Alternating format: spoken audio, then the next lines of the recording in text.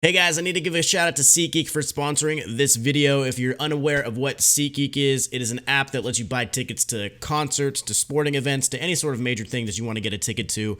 And what it does is it shows you a map of the tickets listed across all different websites, and it shows you which deal is a good deal and which deal is a bad deal, so you know if you're getting ripped off. So if you download the app and you want to go and use it to buy tickets, make sure you use my code COOGS at checkout and you will save $20 off your first order.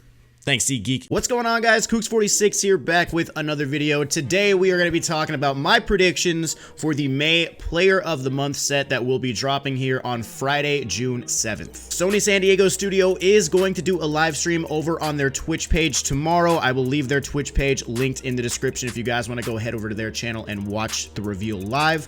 But these are going to be my predictions, and then I am going to have a breakdown video of the stream for tomorrow on my channel once the stream is over. So if you guys want to just hang around here to find out who the Player of the Month cards are, I'll have a video on that as well. But this video is just going to be my predictions, talking about the guys that I think have a good shot of getting those Player of the Month cards, and hopefully some of them end up coming true. This also means that all the Tops Now moments you have been doing throughout the month of May are going to finally be exchangeable. All those vouchers that you've gotten, you're finally going to be able to use those come Friday. There will be another set of May monthly moments that do come out, so you can get an extra voucher or two by doing the ones that come out on Friday. So just the ones that are out now, these are not all of them. You still have a chance to probably get 5 or 6 more vouchers when the stuff drops on Friday. And just in case you're unaware of how to do that, you do all these moments, you collect the vouchers that come along with it, you head over to the collect screen, you go over down to exchanges, exchange players, or I'm sorry, voucher exchange. This is where you go, and you can still exchange the ones for April. There will be a new one here for May once the thing goes live. Obviously, last month's Player of the Month set was a pretty big one. Cody Bellinger was the lightning card at the very end, but we did get a lot of other really cool Player of the Month cards as well. Tim Anderson, 88 overall, Kirby Yates, 87, Tyler Glasnow, 87. We got some golds, Hunter Dozier, Caleb Smith, Austin Meadows, Domingo Herman, and Daniel Vogelbach. And we also went ahead and we got 2 Tops Now diamonds, Pete Alonso, Chris Paddock, and then we got some golds in there as well. So there was a lot of really good cards in the Player of the Month / Tops Now set for the month of April. Hopefully it's very similar going into the month of May. In this video, I am just going to be giving my predictions on Player of the Month cards. Tops Now, I still don't really understand exactly how those cards are set up, so I'm just going to be giving my opinions on who I think is going to be getting like the gold and blue Player of the Month cards as well as the lightning one. And you know, if one of these predictions ends up being wrong, maybe that guy turns out to be a Tops Now card after all. I don't know, still hard to predict, but these are just my opinions. If you guys are excited for the Player of the Month set and you end up liking this video, make sure to subscribe so you can see my video tomorrow, and then I'll be completing the Player of the Month set on Friday right when it comes out, and I will have a debut video out with whoever the Diamond Lightning Player of the Month card is. So let's go ahead and get into my predictions. The first guy I'm going to talk about is going to be Hector Neris from the Philadelphia Phillies, and just a reminder, these are just Player of the Month predictions. This isn't roster update predictions, so I'm not telling you to go invest in these guys. I'm just throwing their player card up as background image to talk about their month. Anyway, Hector Neris of the Philadelphia Phillies had a really good month of May. He had a 0.87 ERA in 10.1 innings pitched, 6 for 6 in save opportunities. He had a 114 batting average against with a 0.77 whip. He only allowed 1 earned run in the entire month. He struck out 14 batters. He only walked 4, and if you take a look, the only earned run game he had was against the Chicago Cubs. He did allow 1 earned run in 1 1/3 innings pitched. He still struck out 2, and he still got the save in that game. And the only, I guess, bad appearance he had in the entire month, which I guess you could classify it as bad, but it wasn't even that bad, was May 10th against the Kansas City Royals in the 5-1 loss that the Phillies took. He threw 2/3 of an inning, he walked 2 batters, allowed a hit, struck out 1, and he did allow a run, but it wasn't earned. So Hector Neris had a really strong month, only 1 bad game against the Kansas City Royals, and then he did allow a run against the Chicago Cubs, but he still ended up finishing out the save for that game. I think he's got a strong chance to get a gold player of the month card. Next up, we got a guy who's kind of having a little bit of a surprising season with what he's been doing in the past going into this one.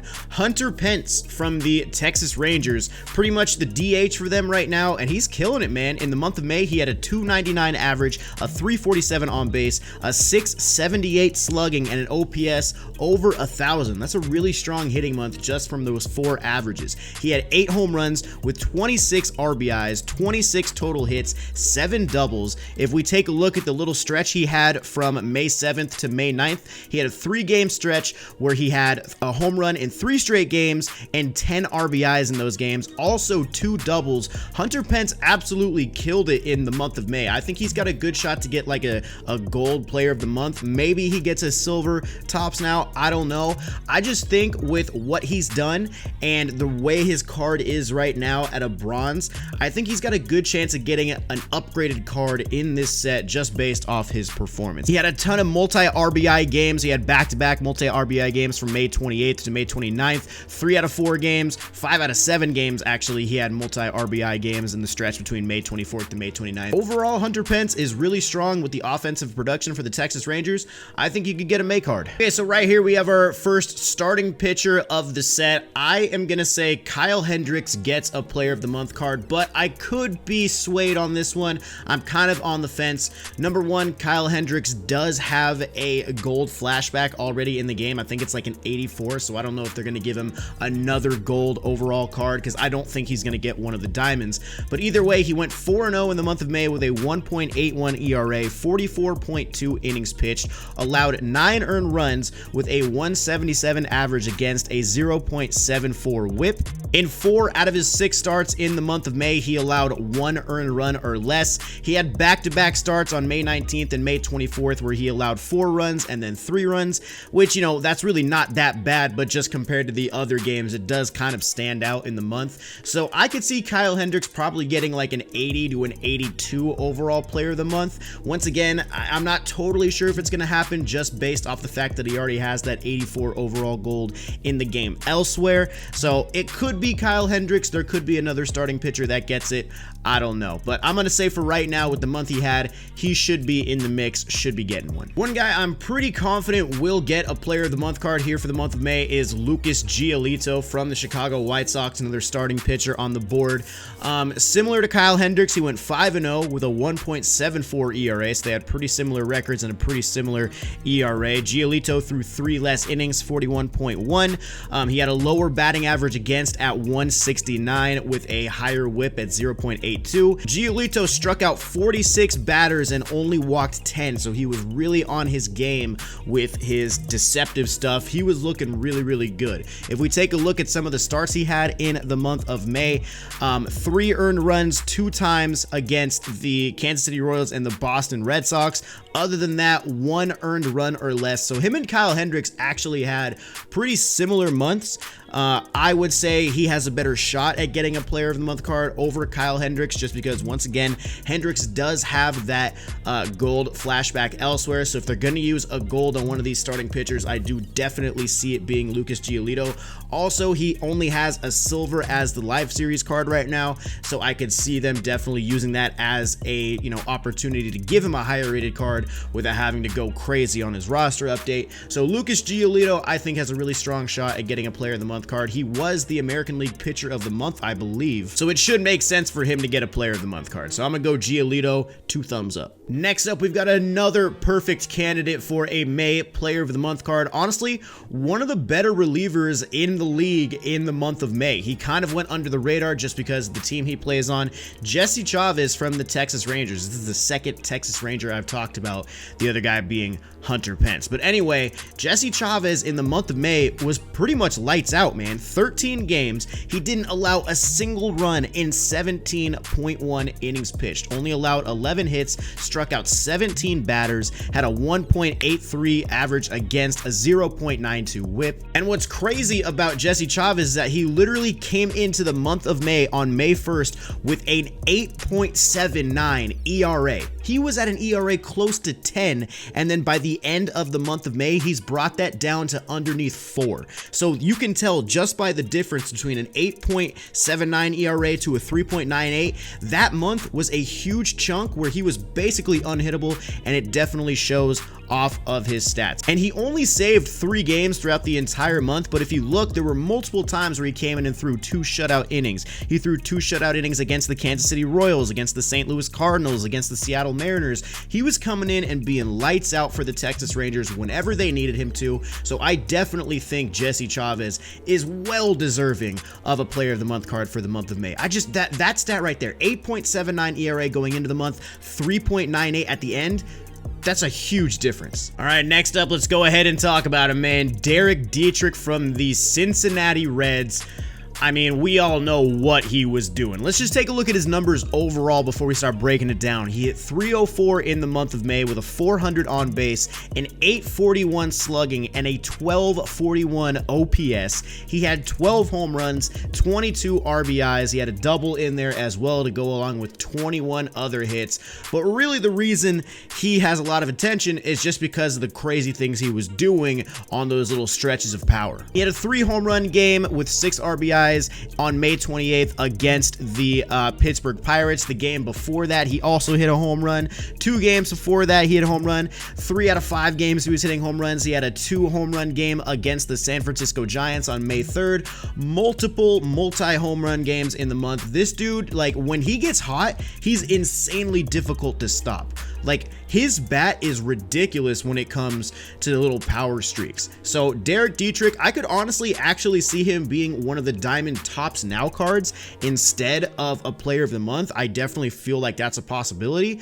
But just to be safe, just because I want to talk about him and I'm not really going after the Tops Now at the moment, I am going to be saying Dietrich does get a Gold Player of the Month card. Not quite a Diamond. I think he's going to have the big time pop with, you know, low defense just like his regular card does, because I think there's going to be some other guys to get the Diamond. But this guy definitely is worth talking about. Okay, next up, we got to go ahead and talk about the American League Player of the Month, Rafael Devers from the Boston Red Sox. It's almost guaranteed that this guy is going to get a Diamond card. He's going to be one of the few, and it's pretty easy to tell why, man. 351 average, a 380 on base percentage, a 640 slugging with an OPS over 1,000, 8 home runs, 24 RBIs, 40 hits, 7 doubles, and a triple. In the month of May, from May 20th to May 31st, he had an 11-game hitting streak where 6 of those games were multi-hit games, and I think 2 of them were 3-hit games. From May 3rd to May 5th against the Chicago White Sox, he had back-to-back-to-back multi-hit games, a 4 RBI game against the Seattle Mariners on May 10th, a 3 RBI game against the Toronto Blue Jays on May 20th, also had a home run in 3 straight games against Toronto. I mean, this guy was pretty much the model of consistency for the Boston Red Sox in the month of May. He absolutely killed it. I mean, the 355 average, he came into the month with a 294 average, ended the month with a 324 average. Like, he felt really good in the month of May, and I definitely see him getting a Player of the Month card. Obviously, he won the American League Player of the Month, so he pretty much fits into the mold. I don't think he's going to be the big lightning card at the end, because there's 2 guys I think that have a really strong shot of getting that, and let's go ahead and talk about him. Obviously, we got to start it off with Hyun-Jin Ryu. You know, he could easily get this Lightning Player of the Month card along with the other guy. You guys know who it is. I'm just building suspense. But Hyun-Jin Ryu, hands down, has been the best pitcher in all of baseball so far this year, not just the National League. In the month of May, he had a 0.59 ERA in 45.2 innings pitched. Like, oh my God, that is insane. Only 3 earned runs allowed in the entire month, 36 strikeouts and only 3 walks, a 177 average against with a 0.68 whip.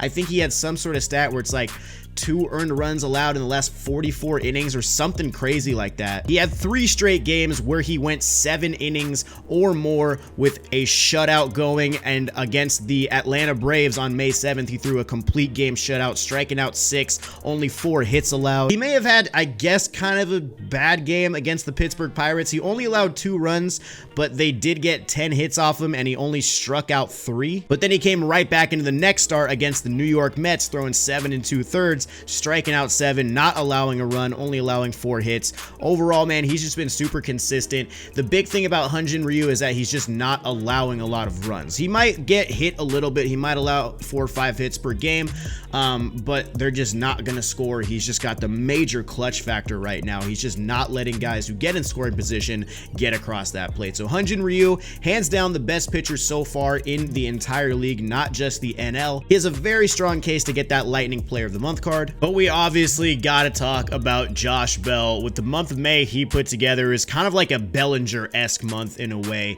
He hit 390 with a 442 on base, a 797 slugging with an OPS at 1238, 12 home runs, 31 RBIs, 12 doubles as well. And in very similar fashion to Rafael Devers, he also had an 11-game hitting streak to end the month. 5 of those games were multi-hit games, 2 of them were 3-hit games. Earlier in the month against the St. Louis Cardinals, he had a 4-hit game with 5 RBIs. He had a 3-hit game against the San Diego Padres where he hit 2 home runs. He also hit 2 home runs against the Oakland A's. And he brought his entire batting average up a whole 50+ points from where he started at 284 to where he finished at 343. This man was on a tear, easily the best hitter in the month of May, probably overall, not just the National League. Josh Bell, hands down, is getting a diamond card on Friday. Now, the question is, him or Hyunjin Ryu, which one of them is going to get the Diamond Player of the Month, or the Lightning Player of the Month, I should say? Realistically, you could go either way.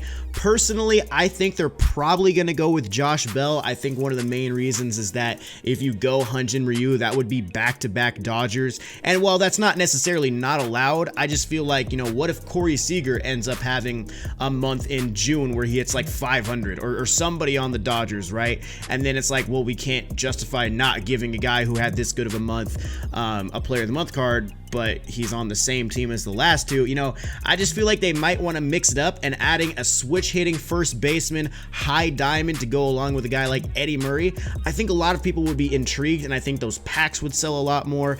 Also, Hyunjin Ryu might have a little bit more of a longer windup that might kind of deter people from getting that card. At least if it's the Lightning one, people will still get the diamond to complete the set if Josh Bell is there.